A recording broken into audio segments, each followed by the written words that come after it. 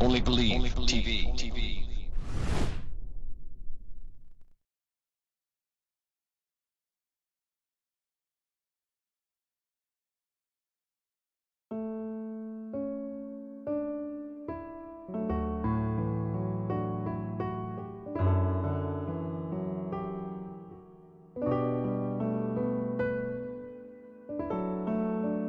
I feel very privileged to be in the message of this hour.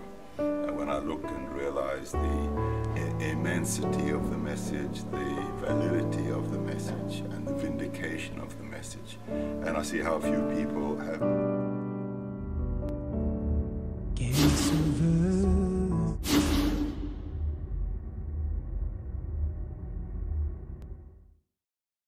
Chandler, God bless you, Pastor. God bless you, Ben. Pastor, could you tell us about the church? Okay, this is the local Christian assembly here, Ben, and the reason why we call it local Christian assembly is simply the simplicity of what that means, local Christian assembly. And as we understand the message and as we understand the Bible, we don't belong to any denomination or any affiliation. So we thought local Christian assembly was a good, simple way to say to people, when you're gathering with us, you're gathering with Christians.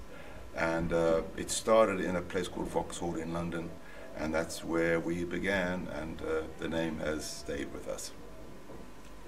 Thank you. Sorry. Also, we'd just like to know, could you tell us about the message and how you feel to be on this message of the end time? Okay. Quite honestly, I feel very privileged to be in the message of this hour.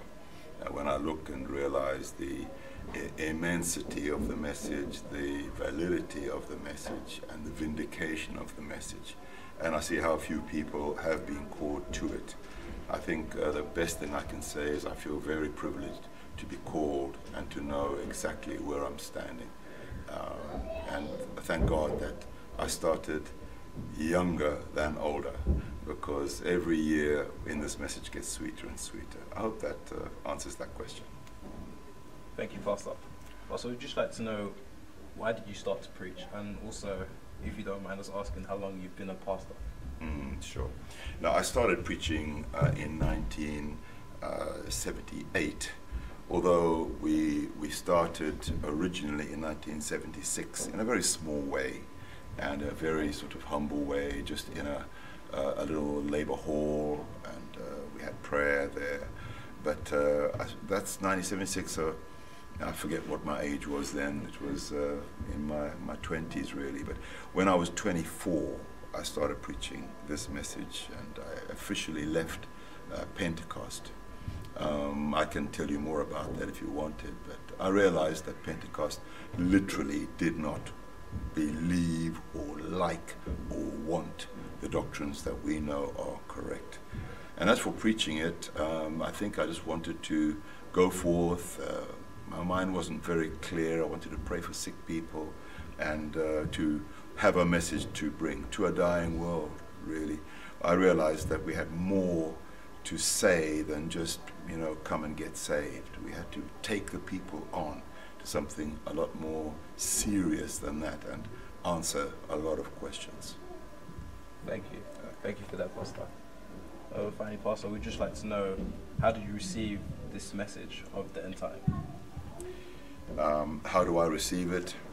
I receive it with, as I said before, with gratitude, and also I receive it as a vindicated message. The message is not, as some want to say, just following a man, but we know that we receive it. To put it another way, the pillar of fire was the experience of William Branham. This message is not about, per se, the man William Branham, but the pillar of fire that guided him, that led him, that anointed him, that dealt with him, and we receive it on that basis. It was vindicated, and I am yet to find fault with it. So I receive it as thus saith the Lord, and I'm very grateful for it. Finally, what is your message that you can share with the believers around the world? Okay. I like that question. I would say then, to the believers around the world that might be watching this, I would say, take courage. As Joshua said, be very courageous, because this message can't fail, because the message itself is vindicated, and the message is, as the word says, that it shall not return void. There might be somebody watching this video that is discouraged or feeling like leaving. I would say to them, don't do it. Stay with the word.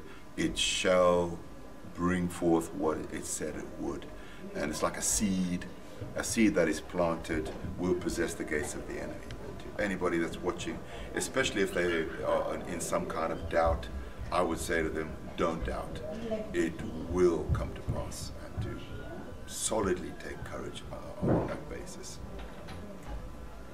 So we would just like to thank you, me and Joe Merci, for taking time out of your busy schedule to allow us to interview you today. Thank you indeed. Thank you so much. Quand le grand Jéhovah, le Dieu puissant, créa le monde, il le mit dans le jardin d'Adam et Ève pour qu'il remplisse la terre.